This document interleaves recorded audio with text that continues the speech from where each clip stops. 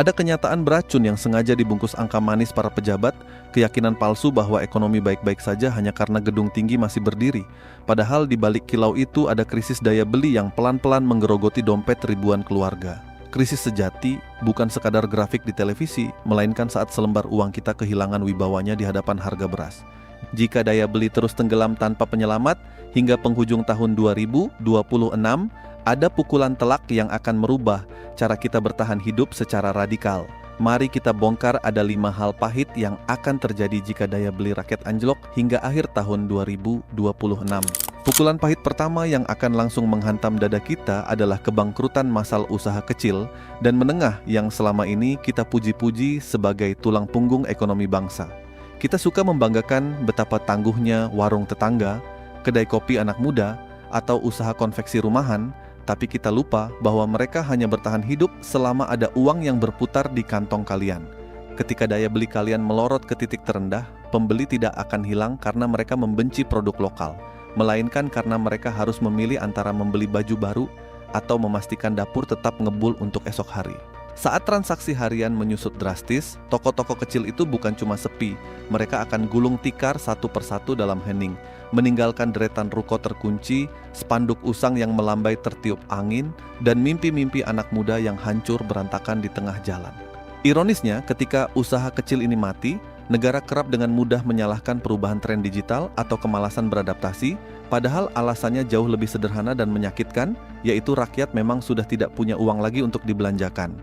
Keruntuhan ini menciptakan efek domino yang tidak main-main, sebab saat satu warung tutup, pemasok bahan baku ikut kehilangan pendapatan, pengemudi logistik kehilangan muatan, dan pemilik kontrakan kehilangan penyewa, mematikan seluruh ekosistem ekonomi mikro secara bertahap namun pasti. Kondisi runtuhnya usaha kecil ini akan dengan sangat cepat menjalar menjadi hal pahit kedua, yaitu badai pemutusan hubungan kerja yang meluas dan berdarah-darah di sektor formal maupun informal. Perusahaan besar yang biasa tersenyum lebar di berita finansial akan mulai panik saat angka penjualan mereka merosot tajam selama beberapa kuartal berturut-turut hingga akhir tahun 2026.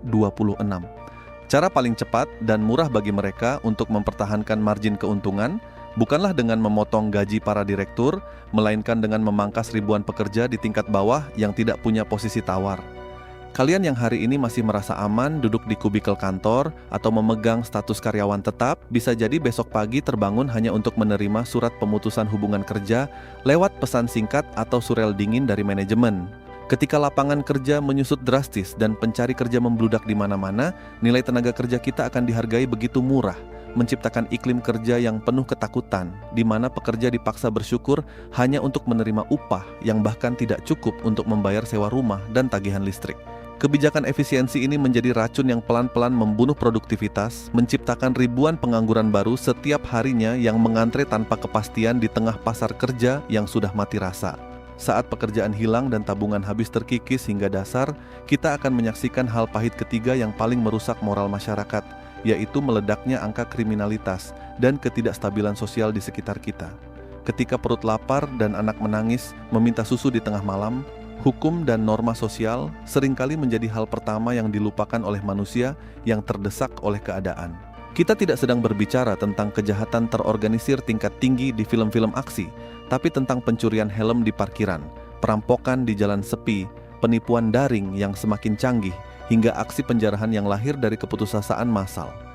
Jalanan yang biasa kalian lewati dengan tenang pada malam hari bisa berubah menjadi area yang sangat membahayakan, hanya karena ada terlalu banyak orang yang bingung besok harus makan apa.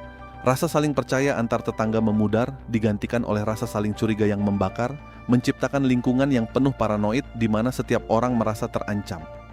Sistem keamanan negara yang sering dipamerkan di media massa tidak akan pernah cukup untuk menjaga setiap sudut kota ketika penyebab utamanya, yaitu perut kosong puluhan juta orang, terus diabaikan oleh para pembuat kebijakan yang hidup nyaman di balik benteng istana mereka.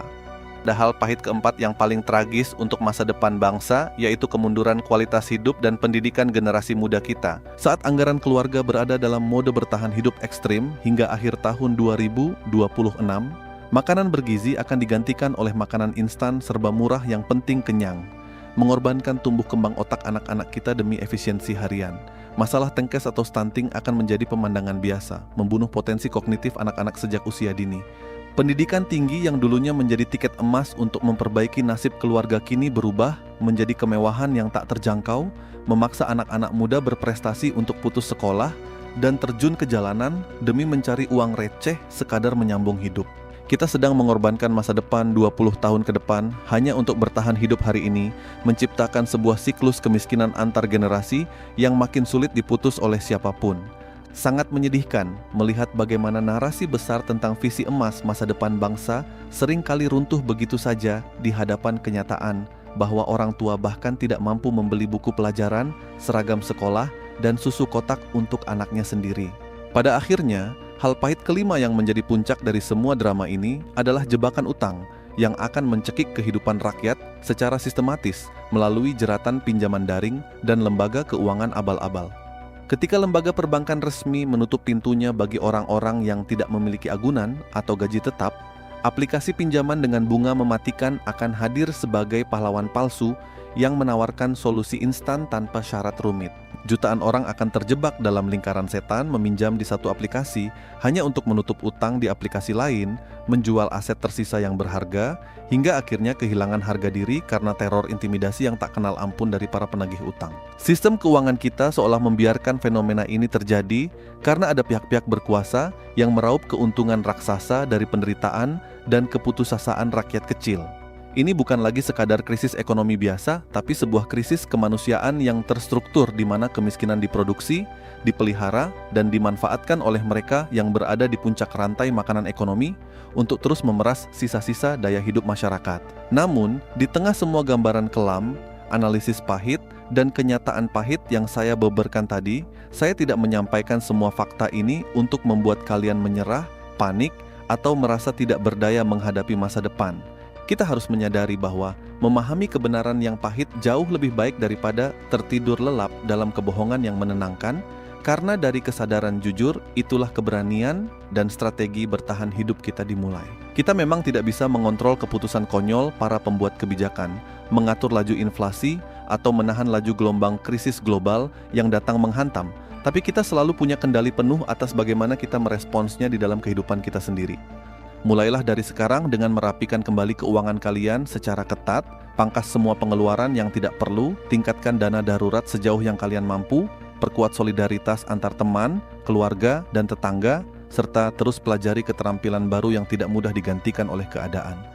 Kita adalah keturunan dari orang-orang tangguh yang berhasil melewati berbagai krisis besar di masa lalu, dan saya percaya kita juga punya ketahanan yang sama untuk melewati tahun 2026 ini dengan kepala tegak dan jiwa yang kuat. Jangan biarkan ketakutan melumpuhkan logika kalian, tetaplah berpikir kritis dan saling menjaga satu sama lain di tengah badai ini. Jika narasi ini membuka mata kalian dan terasa bermanfaat, bantu bagikan video ini kepada teman atau keluarga yang kalian sayangi, tekan tombol suka, dan jangan lupa untuk berlangganan saluran ini agar kita bisa terus berdiskusi secara kritis, jujur, dan berani melihat dunia apa adanya. Tetap waspada, tetap rasional, dan sampai jumpa di narasi edukasi berikutnya.